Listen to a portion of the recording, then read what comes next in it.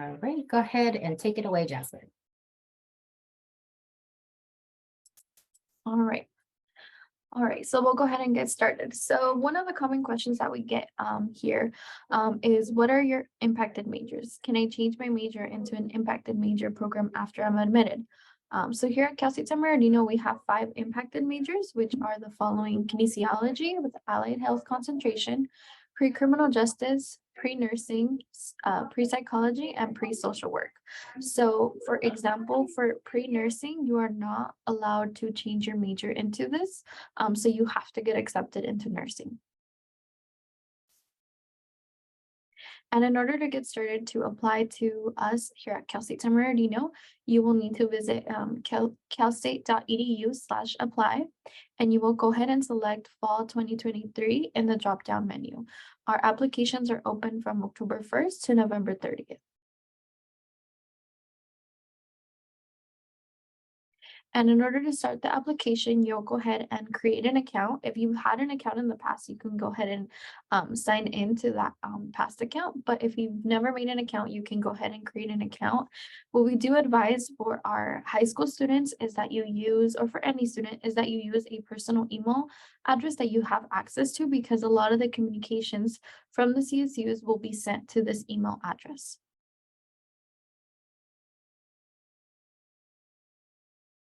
And a common mistake that a lot of the students make sometimes is that they don't meet the minimum requirements for a password.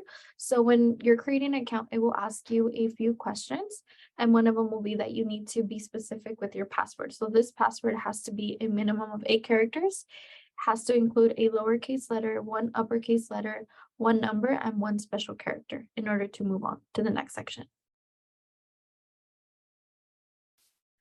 And okay, so this here is the extended profile. So once you create an account, it will lead you to this page here. So if you are a high school student, and you would select that, well, for both high school students and transfer students, you will go ahead and select that this is your first bachelor's degree.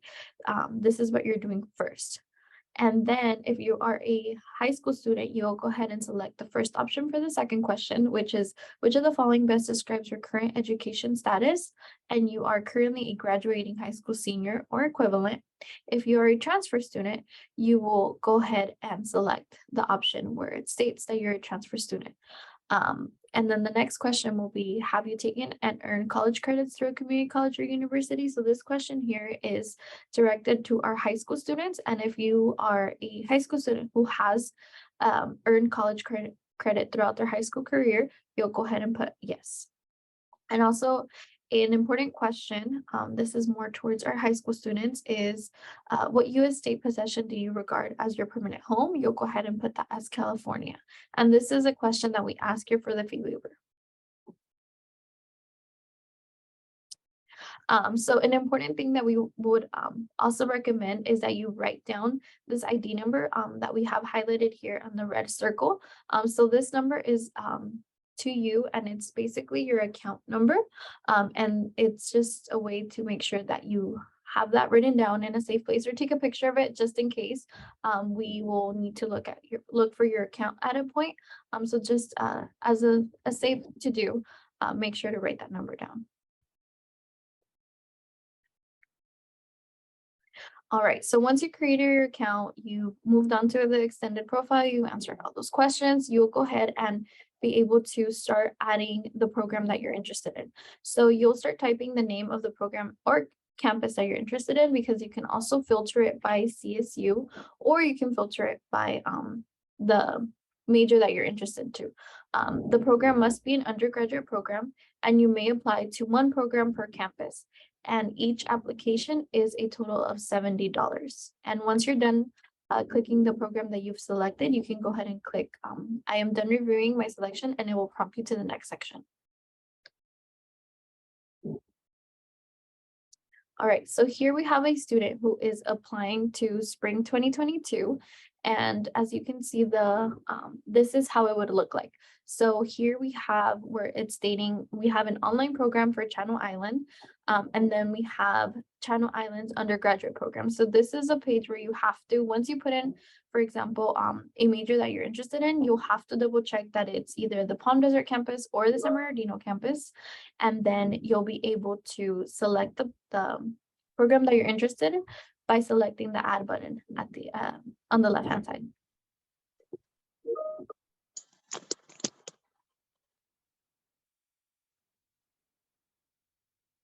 And then here we have a student who is applying to a nursing program here at the San Bernardino campus. And like I mentioned, you have to be specific with your location. So if you are interested at the Palm Desert campus, you can go ahead and select that one, but also we have the San Bernardino. So this is what we say, and also make sure that you're applying for the correct term. We've seen that is a common mistake that sometimes can happen. So we would start off with making sure that it's the correct program, moving on to the correct Cal State, and then the correct term, and then the correct location, because here at Cal State San Bernardino, we are one university with 2 campuses. So just make sure you click to select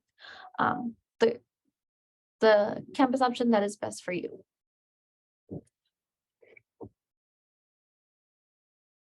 All right, so after you added your program, you'll go ahead and see this quadrant here. So this quadrant, this application is part of 4 parts of the application, which is your personal information, your academic history, your supporting information, and then some programs will ask for more program materials or more questions.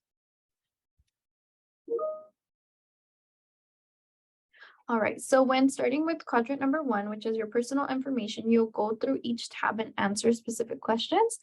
We recommend that you answer each question truthfully and up to with all your information. But we'll go ahead and go over the citizenship and residency information here.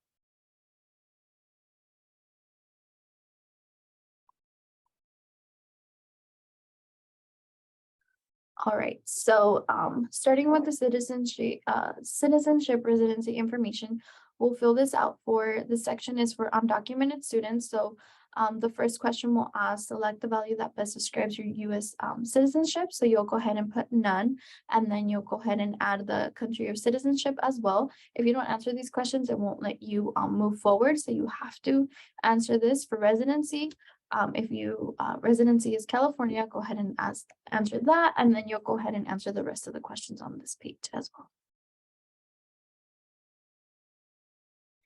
All right, so this question here is regarding your financial and parental information. So this information is used as part of the application fee waiver process.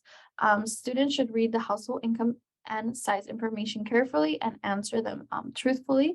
If any of these statements apply to you, you are considered an independent student. If none of these statements apply to you, you are a dependent student. All right, so once you're done with quadrant number 1, you'll go ahead and be able to move on to your quadrant number 2, which is academic history. So this here varies between freshmen and transfers. I believe we'll start off with freshmen. And then from there, we'll be able to review the transfer section as well.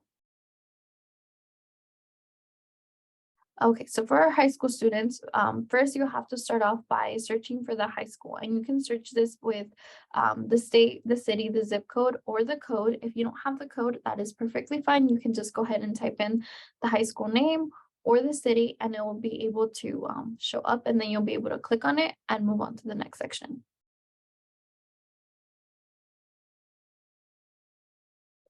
All right, so this here is a California College Guidance Initiative. A lot of our high schools have a partnership with this. So if you are part of this, you can go ahead and connect your application. If not, it's totally okay. You'll be able to enter your stuff manually.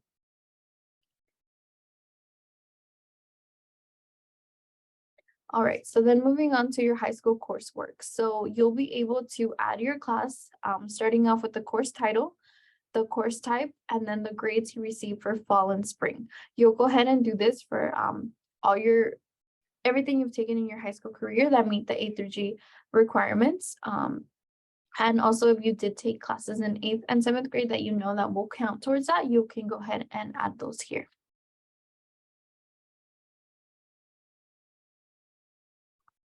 So if you are a dual enrollment college coursework student, applicants should specify that they are graduating high school seniors with college credit. And I will let Lucia go over this part actually. All right, thank you, Jasmine. And so we're getting into the college coursework now, so for transfer students. But as Jasmine mentioned, when you are creating your extended profile, and if you are a high school student that has college credit, that's what we ask on the extended profile. So you can always go back to your extended profile. That's what prompts the rest of the application, and we'll then have the sections that, based off what type of student you are, what will be available to you. So it's important that you always check your extended profile, because a lot of students will say, my application looks weird.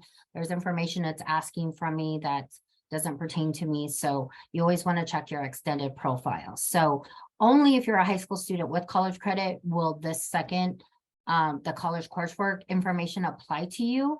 And it's important to know when we're asking about college credit, we are not asking about AP or IB scores. We're asking about actual college coursework. And then for transfer students, this section will pertain to you. And what Jasmine went over as far as the high school information, that will only the only thing we're going to ask you is you've graduated from high school or equivalent. So you won't have to enter in anything from high school. Again, if you have questions, feel free to put them in the chat, and we will definitely have, we'll hopefully have time for questions at the end as well. So, so just like you entered in a high school and entered in coursework for college coursework, it is similar. And for high school students, it's important to know that a semester in college counts for a full year in high school. But high school courses go under the high school section, and college courses go under the college section. We always get that question. All right, so again, if you're a transfer student or a dual enrollment student, you would add your college just like you would add a high school. So the easiest thing is to search by the school name. We're going to ask you if you are planning to obtain a degree from this college or university. Most colleges are on semesters. So you get 2 grades for you have your fall and your spring. So most are semester. And then for high school and transfer, so college work, it's important to have that transcript in front of you when you're entering in your coursework. We know we have student portals and you can log on, but that's a lot of work to go back and forth between, unless you have multiple screens. But it's always good to have a printed version of your transcript available, because it makes it easier when you're filling out. So you'll pick when you started at the college and when you plan to end. So if it's going to end in spring of 2023, then you would put that on here. And if you are still attending the school, you'll check that, and then you'll save it. It is important that you let your school autofill. So you type in Crafton or you type in your high school, and then you select it from the drop-down menu. That's going to make it so much easier when you're entering in either your high school coursework or your college. So once you add and you'll add all colleges attended. So for example, if I went to Crafton Hills College and I went to Chaffey College, I will be entering in both of those colleges under colleges attended, as well as the dates. And then I'll be entering in the coursework from each school as well. This is the lengthiest part of the application, whether it's a high school student or whether it's a transfer student, is entering in your courses. But again, it's important to have that transcript in front of you, so it makes it easier to enter in. So once I've entered in my college, then I can start entering in my courses by semester. So I'll pick which semester, fall, spring, summer, the year. A lot of students get hung up on this next one, the academic status. Now, you're usually a freshman or a sophomore student as a transfer student. High school student, you're definitely pick freshman. But don't get too hung up on the status. The reason why we say you're freshman or sophomore level is because community college only has equivalent to the freshman and sophomore year courses. And then you will put if you have completed this semester, meaning grades are available. Once you do that, Then you're going to enter in the coursework for that semester. And so you'll put the course code. Again, you want to make sure that you autofill. So take your time typing it in. So whatever it is, accounting, start typing in accounting, a drop-down menu will show up and pick your selection. Because then that will prompt some of the other, that will autofill some of the other information as far as course title, units. And then so what you would then enter in is the subject. And again, when we ask subject, don't get too hung up on this question. A lot of students do. Accounting is an accounting course, but if like something is, let's say you're taking a Spanish course, that would be under foreign language. So again, think about the broad subject matter, but really what we're looking for is the course code. So your course code, your number, your title, the units, and the grade that you received. And once you type in the grade, it carries over to the CAS grade. If it's transferable, again, and it autofills, it will automatically check that box. If it is non-transferable, please make sure that that box is unchecked. Now, this is for California community colleges. If you've gone to a university, a private school, or out of state, you will most likely have to manually input your courses. And then once you've entered in, so in this example, this student has gone to San Bernardino Valley and Crafton, and even though they are sister schools, they are two separate schools. And so again, you enter that in. Once you've entered in all your coursework, you can go to the upper right-hand corner of the coursework page, and you can have it recalculate your units and GPA. So that will give you an idea of where you're at with your completed units. It won't take into consideration your in progress or your planned spring courses, but it will calculate your units that you've completed and your GPA from your completed units as well. So that gives you an idea of what the application is going to show us. And again, keep in mind, don't forget your fall courses and your spring courses if you are taking courses.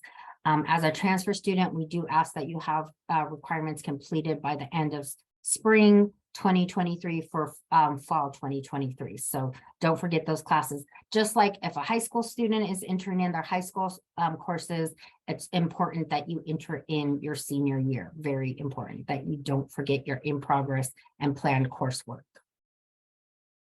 And then once you've entered in all your courses, then you're click at the bottom of that screen, you'll click save your transcript.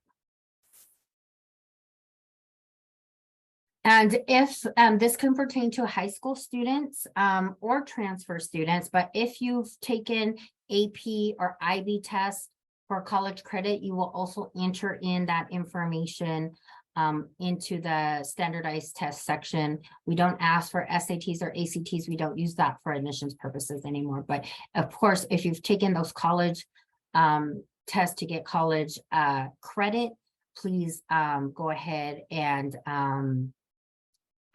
enter in those tests. And we will ask for scores to be submitted later.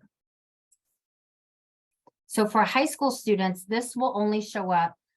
This is your A through G matching screen. And once you've entered in all your courses, this is going to tell you where you're at with what you've entered in. So this is one of my favorite pages of the application, just because it tells you where you're at for a high school student. So the years on the right need to match or exceed the years on the left, where it says like social sciences, 2 years. So here it says 1.5 years. So something's missing here. You want to go back to the application and check, did I enter in my government class for my senior year? So again, this is only pertaining to high school students, but again, this is where you can check. This is also going to be where it calculates your GPA. For high school students, you are only going to enter in your college prep courses. So no PE, health, not office aid, no non-college prep courses, only your college prep courses. And transfer students, this screen will not be available to you. It's only pertaining to high school. So it kind of looks like this on the matching A through G. You can expand it to check. So again, if you're like, wait, I've entered everything in, so why am I missing years? You can expand and double check that you've entered in everything correctly before you save and continue. Because if it does not match or exceed the years, then that means you don't qualify, something's missing, so you definitely want to correct that before you move on. And then this is, will pertain to transfer students, where we ask about your, it says general education. This is what we call your golden four, your basic skills. This is where we're asking about your English composition, speech communication, critical thinking, and college level math courses. So we need to know that you have completed these, or they will be completed by the end of spring 2023 in order to be eligible for fall. For high school students with dual enrollment, you can skip this part.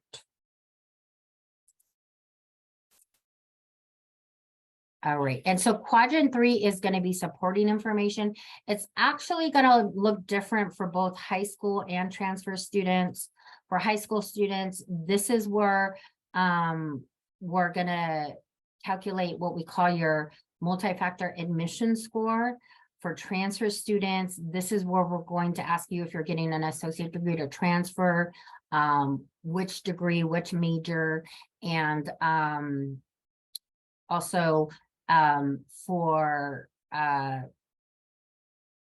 if you don't qualify for admissions without us for that specific major, that we will redirect your application. So we'll ask you about redirection questions. So this section will be different depending on the student, but all students will have access to the Educational Opportunity Program section.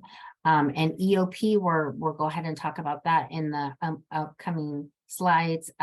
For transfer students, it's similar to EOP&S, and we do recommend students to apply to EOP. It's a great program.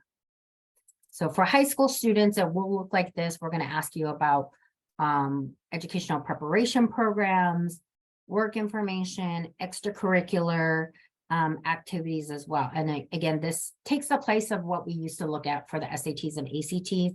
And this is, this will create your multi-factor admission score.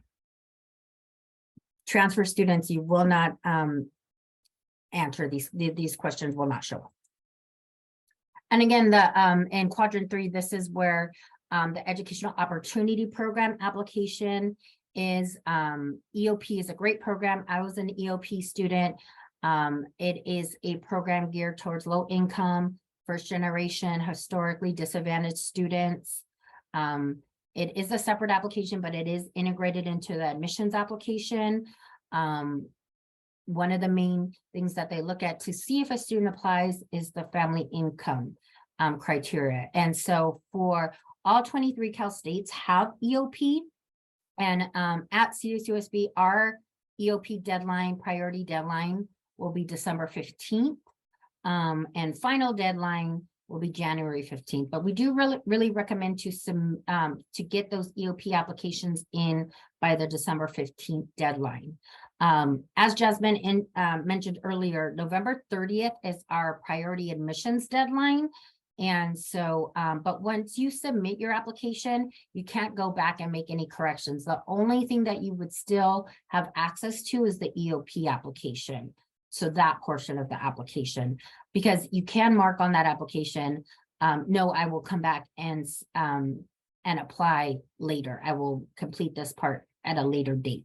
But once you submit one of the admissions applications, it locks your admissions information. So you won't have access to go back and change any of that information. Again, only the EOP application. And it's built into our general admissions, our Cal State Apply application.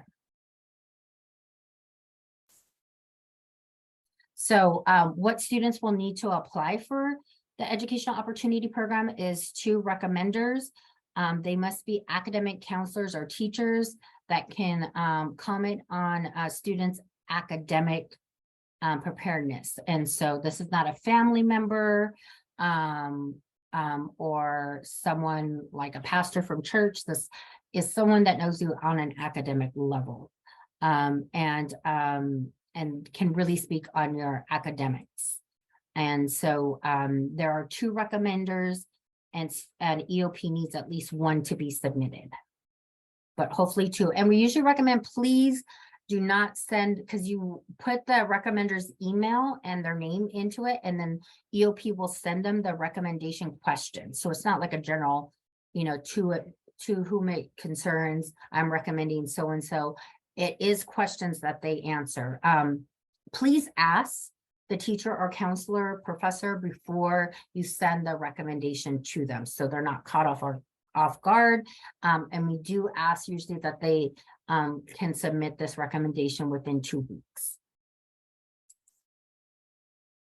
And then quadrant 4 is going to be different depending on what campus you apply to and what major. So this is really the main part of the application that the 23 CSU campuses will put important information and input regarding the campus and the major you're applying to. So it's going to be different depending on each student. Again, where you apply and what major you apply to. We will focus on what some of those differences and important information will be if you're applying to Cal State San Bernardino, specifically to one of our 5 impacted majors. So in this, if you're applying again for one of our impacted majors, you will need to read the information. So in this example, this high school student is applying to our pre-nursing program. So in this quadrant 4, you will review the questions and basically the impaction information. So again, impacted majors, what impaction basically means is that this major and this campus is already popular. And so there are higher requirements, more competitive requirements. So basically we're letting you know what you're getting into. So please read this information carefully, answer the questions, and the questions you'll see on with the yellow arrow on the right, that you will have to acknowledge that you've read these questions and you understand that this is what this major is requiring. And for transfer students, much more is involved when you are applying to an impacted major. So yes, you have to read the questions. You also have to upload unofficial transcripts. And this is so we can see that you will have the prerequisites completed for this majors. And so again, more is involved. Again, it will give you the program requirements and information, the questions, the documents, and then you will also be matching up your prerequisite courses as to what you've completed and what you will still in progress or plan to complete next semester. So it kind of looks like this on the questions. Again, you will read the statement and pick the answer. You'll put the date in, and if you do understand and that you do meet the requirements. And again, it's going to be for these impacted majors. As transfer students, as I said, you will have to upload unofficial documents. We usually recommend PDFs.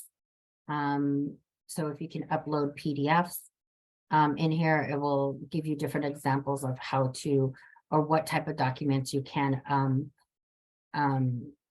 upload into this as well. You will be submitting official documents later, official transcript, but we do need these for our impacted majors because again, we are going to verify that you meet these requirements.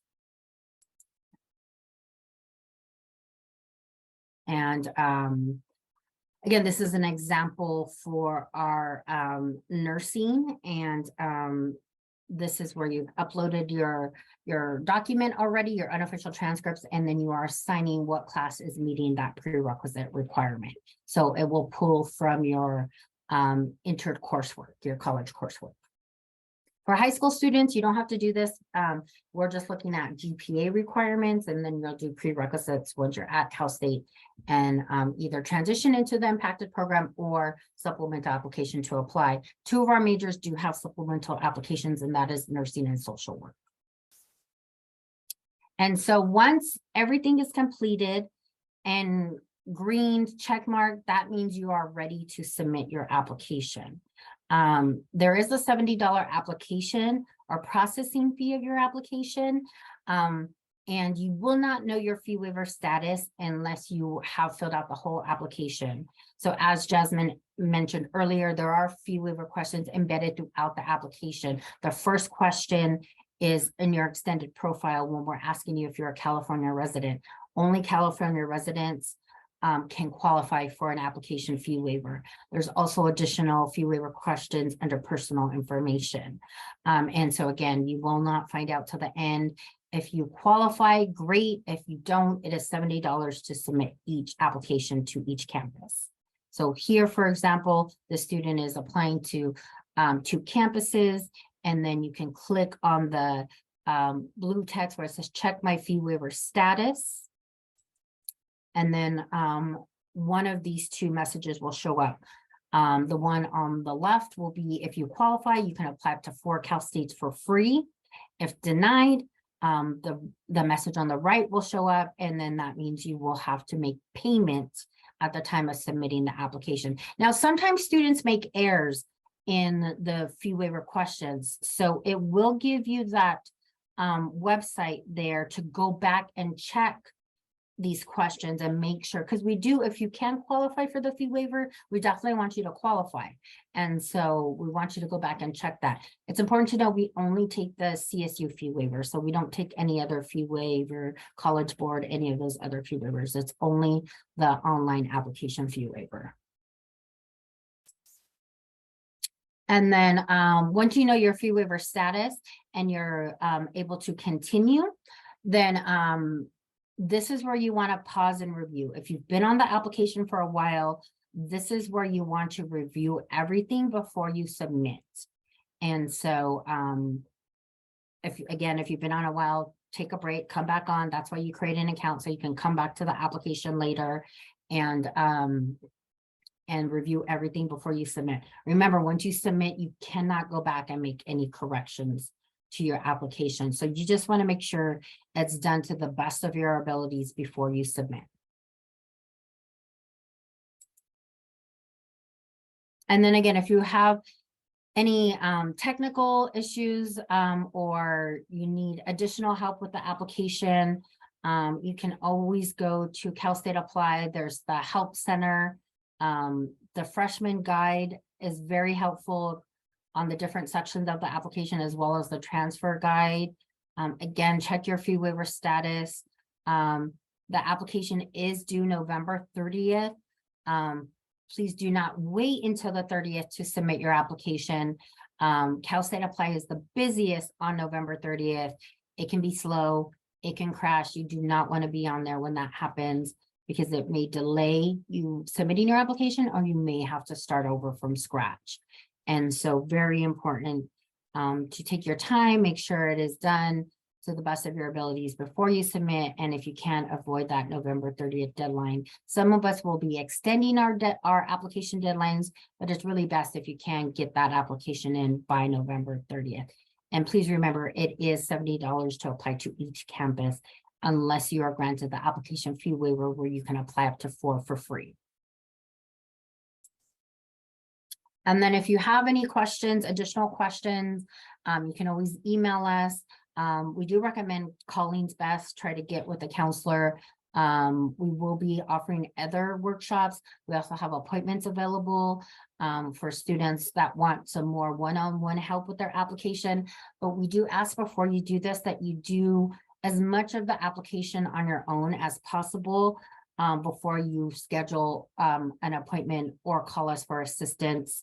I've jumped on Zoom with students before, or again, some of us have appointments available, but we only have half an hour appointment, which is not enough time to go through the whole application. We didn't go through the whole application today either. A lot of that is personal information you can answer on your own. We just really wanted to cover that important questions that we often get and mistakes that students often make. But again, if you need some one-on-one help, that will be available, but do as much as you can on the application on your own.